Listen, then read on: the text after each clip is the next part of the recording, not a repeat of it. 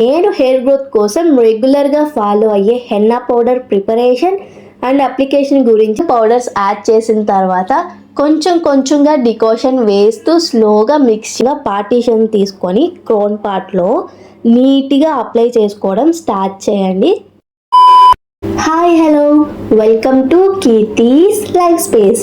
ఈ వీడియోలో నేను హెయిర్ గ్రోత్ కోసం రెగ్యులర్గా ఫాలో అయ్యే henna powder preparation and application గురించి చెప్తాను. హెన్నా పౌడర్ ఓన్లీ కలర్ కోసమే కాదు, హెయిర్ గ్రోత్కి కూడా చాలా బాగా యూజ్ అవుతుంది.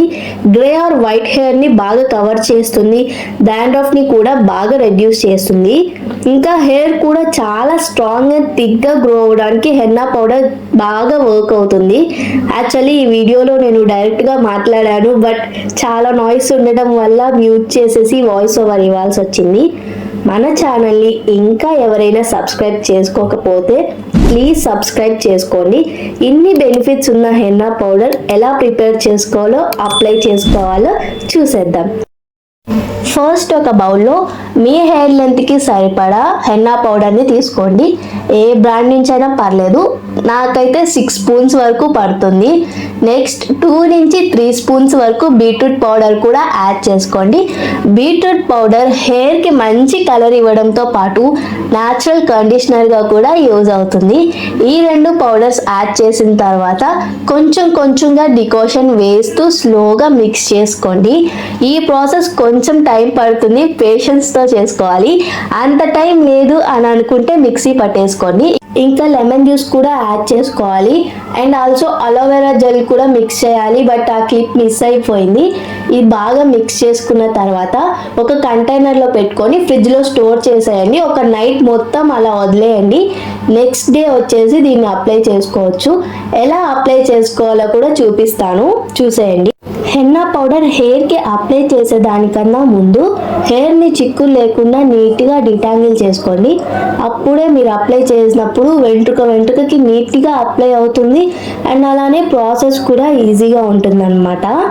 నెక్స్ట్ అయితే నేను ఇక్కడ చూపిస్తున్న విధంగా పార్టీషన్ తీసుకొని క్రోన్ పార్ట్లో నీట్గా అప్లై చేసుకోవడం స్టార్ట్ చేయండి. కొంచెం కొంచెంగా తీసుకుంటూ స్కాల్ప్ దగ్గర నుంచి హెయిర్ టిప్స్ వరకు నీట్గా అప్లై చేసుకోవాలి. స్లోగా ఫ్రంట్ పార్టే కాకుండా బ్యాక్ సైడ్ నుంచి కూడా అప్లై చేసుకోవాలి. అప్పుడే మనకి వైట్ హెయిర్ ఉన్నా గ్రే హెయిర్ ఉన్నా కూడా నీట్గా కవర్ అయిపోతుంది.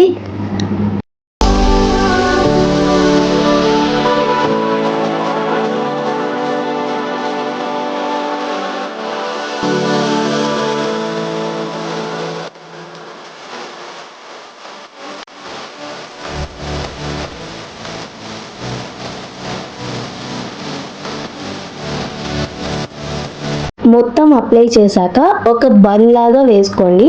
మీకు ఎలాంటి టెన్షన్ లేదు, అది జారిపోతుందేమో వచ్చేస్తుందేమో అని చెప్పేసి, అది అలానే స్ట్రాంగ్గా ఉంటుంది. ఇప్పుడు దాన్ని బేస్ చేసుకొని మనం లెఫ్ట్ నుంచి ఒక పార్టీషన్, రైట్ నుంచి ఒక పార్టీషన్ తీసుకుంటూ అప్లై చేసుకోవాలన్నమాట. ఇప్పుడు నేను చెప్పేటప్పుడు కష్టంగా ఉంటుంది, వీడియో చూస్తే మీకు క్లియర్గా ఉంటుంది. వీడియో చూడండి.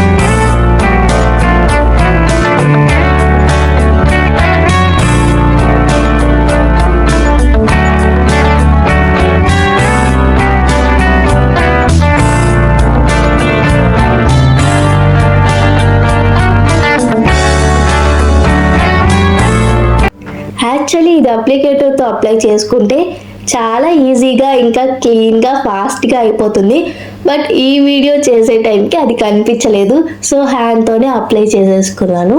నేను కొంతమందిని చూసాను అనమాట, డైరెక్ట్గా గోరింటాకుని తీసుకొని హెయిర్ అంతా పెట్టేస్తూ ఉంటారు.